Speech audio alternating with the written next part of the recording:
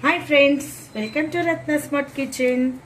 ఈరోజు ఒక చాలా సింపుల్ అండ్ ఈజీ రెసిపీతో మీ ముందుకు వచ్చేసాను ఫ్రెండ్స్. ఏంటి ఆ రెసిపీ అనుకుంటున్నారా? బీరకాయ కర్రీ, బీరకాయ ఎగ్ వేసి చేస్తున్నాను ఫ్రెండ్స్. సూపర్ టేస్ట్ ఉంటుంది, చాలా సింపుల్.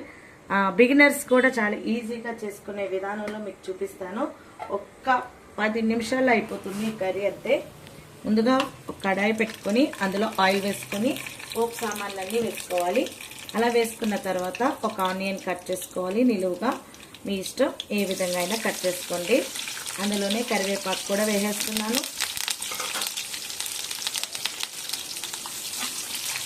ఫ్రెండ్స్, ఆనియన్స్ అలా కొద్దిగా వేగిన తర్వాత మనం ముందుగా కట్ చేసి పెట్టుకున్న బీరకాయలని ఇందులో వేసుకోవాలి. బీరకాయలు కట్ చేసేటప్పుడు మాత్రం చేదులు చూసుకోవాలి ఫ్రెండ్స్ కంపల్సరీగా, లేదంటే కర్రీ అంతా చేదైపోతూ ఉంటుంది. అది మాత్రం గుర్తుపెట్టుకోండి. బీరకాయలని బాగా వేయించుకుందాం, తగ్గించుకోవాలి. బీరకాయలో వాటర్ అనేది రిలీజ్ అవుతుంది. ఈ వర్షాకాలం వర్షాలకి బాగా గొంతుపోతుంది ఫ్రెండ్స్. దానికి కూడా ఒక టిప్ చెప్తాను. నేను నా ఛానల్ సబ్స్క్రైబ్ చేసుకోండి. ఇలాంటి టిప్స్తో మీ ముందుకు వస్తూ ఉంటాను ఫ్రెండ్స్. మన ఛానల్ని సబ్స్క్రైబ్ చేసి లైక్ చేసి షేర్ చేయండి ఫ్రెండ్స్. ఇలా మగ్గిన తర్వాత కొద్దిగా పసుపు వేసుకోవాలి. దీంట్లోనే కర్రీకి సరిపడినంత సాల్ట్ వేసుకోవాలి. వీటిని బాగా కలుపుకొని సాల్ట్ వేసాక కూడా వాటర్ రిలీజ్ అవుతుంది. సో బీరకాయని బాగా మగ్గించుకోవాలి ఫ్రెండ్స్. బీరకాయ చక్కగా మగ్గిపోయింది. మగ్గిపోయిన తర్వాత ఇలా కలుపుకొని పక్కకు తీసేసుకోవాలి. ఈ బీరకాయని స్టవ్ సిమ్లో ఉంచుకోండి ఫ్రెండ్స్. ఈ మధ్యలో 2 ఎగ్స్ వేసుకున్నాను.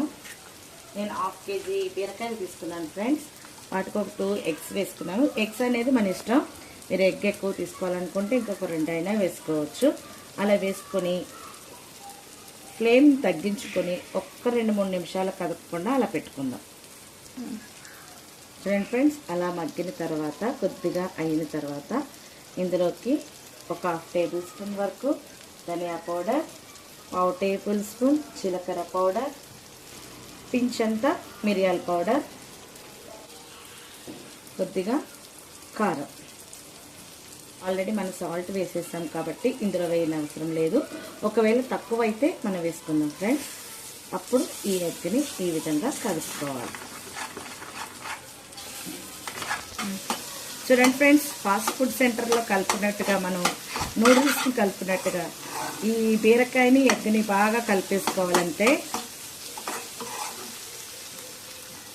అలా కలుపుకొని కొంచెంసేపు మగ్గించుకోవాలి ఫ్రెండ్స్. అంతే ఫ్రెండ్స్, సింపుల్గా అయిపోతుంది కర్రీ, టేస్టీ కర్రీ.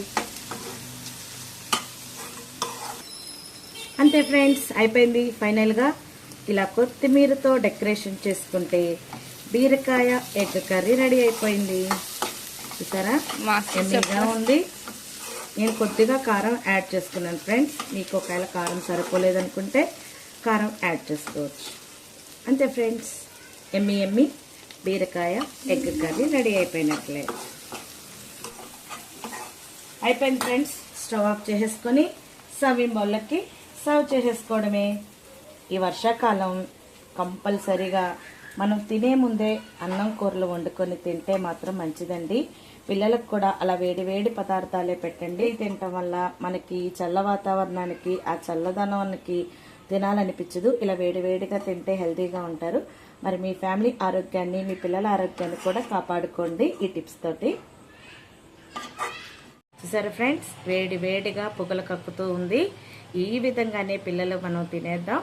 మరి ఇంకా ఇలాంటి మంచి రెసిపీస్ కోసం రత్న స్మార్ట్ కిచెన్ని సబ్స్క్రైబ్ చేసుకొని లైక్ చేయండి, షేర్ చేయండి. మీరు కూడా రెడీ చేసి ఎలా వచ్చిందో నా కామెంట్ సెక్షన్లో తెలియచేయండి ఫ్రెండ్స్. మరొక మంచి వీడియోతో మీ ముందుకు వస్తాను. అంతవరకు బాయ్.